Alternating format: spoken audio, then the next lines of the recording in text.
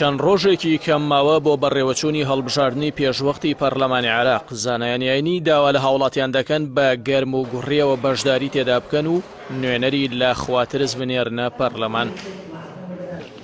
هێزە دەسەڵاتدارەکانی هەرێمی کوردستان بەردەوام لە هەڵبژاردنەکاندا هەوڵیانداوە ڕێژەی بەشداری هاوڵاتیان کەم بکەنەوە، بەوەش دەرفەتی ساختەکاری و جێکردنەوەی کاندیدەکانیان لە ناو پەرلەمان مسۆگەر دەکەن. مامۆستایەکی ئاینی دەڵێت بەشداری لە هەڵبژاردن لایەنی ئیسلامدا بە بەها و گرنگ تەماشا دەکرێت و دەبێت موسڵمانان بە گەرم و گوڕیەوە بەشداری تێدا بکەن. لە ڕاستیە نەچوون بۆ دەنگدان خزمەتکردنە بەو کەسەی کە تۆ گلەیت لێ هەیە، خزمەتکردنە بەو دەسەڵاتی کە تۆ گلەیت لێ هەیە، ئەگەر نەچی بۆ دەنگدان. یعنی بە دەنگ نەدانی من و تۆ کارەکە بەرەو پێشتر ناڕوە، بەڵام گرنگ ئەوەیە من و تۆ بەشداری بکەین. بەشداریش چۆن ئەەکەین؟ لە فەرمودا هاتۆ پێغەمبەر صلی الله علیه وسلم فەرمێ دوو کەس بۆ پلەیەک بۆ پۆستێک بۆ شوێنێک خۆیان هەڵئەبژێرن دەستنیشان ئەکرێن لەو پۆستە کار بکەن. ئەگەر تۆ دەنگت دا بە یەکێکیان بەڵام ئەوی تر باشتر بوو، ئەمەی کە تۆ دەنگی ئەدەیتێ ئەوەی تریان کە دەنگت نەداوەتێ لەم باشتر بوو، ئەوە خیانەتێک کردۆ لە خاو لە پێغەمبەری خوا، چونکە تۆ ئەوێ بەدوای باشترا بگەڕێ دەگە دەنگی بیتێ. دەنگ ئەدەی بەو کەسەی ئەچێ لەوێ شەڕت لەسەرەکە، ئەچێ لەوێ مافەکانت داوا ئەکا، ئەچێ لەوێ دەنگی تۆ ئەگەێنێتە ئەوێ. زانایشی دیکەی ئاینی باز لەوە دەکات لە نێو کاندیدەکاندا دەبێت ئەو کەسانە هەڵبژێردرێن کە بەرگری لە بەها پیرۆزەکانی ئیسلام دەکەن و ڕێگە نەدەن لە ناو پەرلەمانەوە یاسایەک دەربچێنرێت کە پێچەوانەی بەها نەگۆڕەکانی ئاینی خەڵک بێت.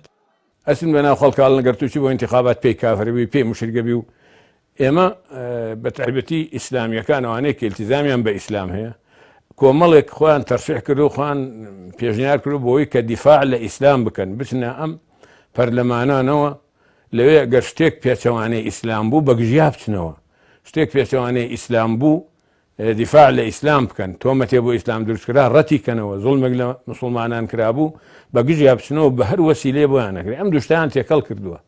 ئێمە ناچین دەوڵەتی ئەلمانی دروستکەین. ڕێی ئەوەندە دراوە کۆمەڵی موسڵمان بێنە مەجلیسێکەوە ئەگەر شتێک گوترا پێچەوانەی ئیسلام بڵەوە نابێت. دۆخیەسای هاوڵاتیان لەو پەڕی خراپیدایە. مامۆستایەکی ئاینی پێی وایە واجبێکی شەرعیە کە لە ڕێگەی هەڵبژاردنەوە دەنگی خۆی بخاتە پاڵ ئەو کەسانەی دژی زوڵم و زۆر و گەندەڵی وەستاونەتەوە.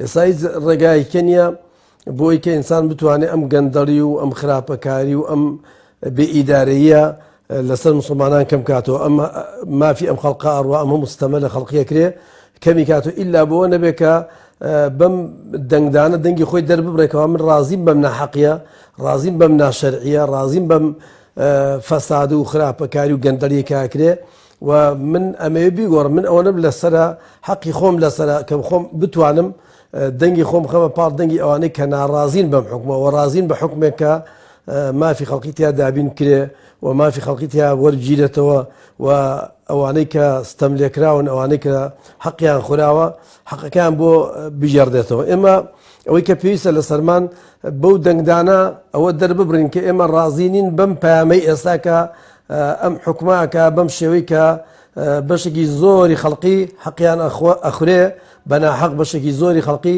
مافیان بەناحەق ئەبرێ. لە هەڵبژاردننی ئەمجاری پەرلەمانی عێراق کۆمەڵی دادگەری بە ژمارەیە کاندید و لە چەند بازنەیەکدا بەشداری کردووە. کۆمەڵ بەردەوام لە بەرەیگەل و هاوڵاتیان بۆ و دژیستەم و گەندەڵی حیزبە دەسەڵاتدارەکان وەستاوەتەوە.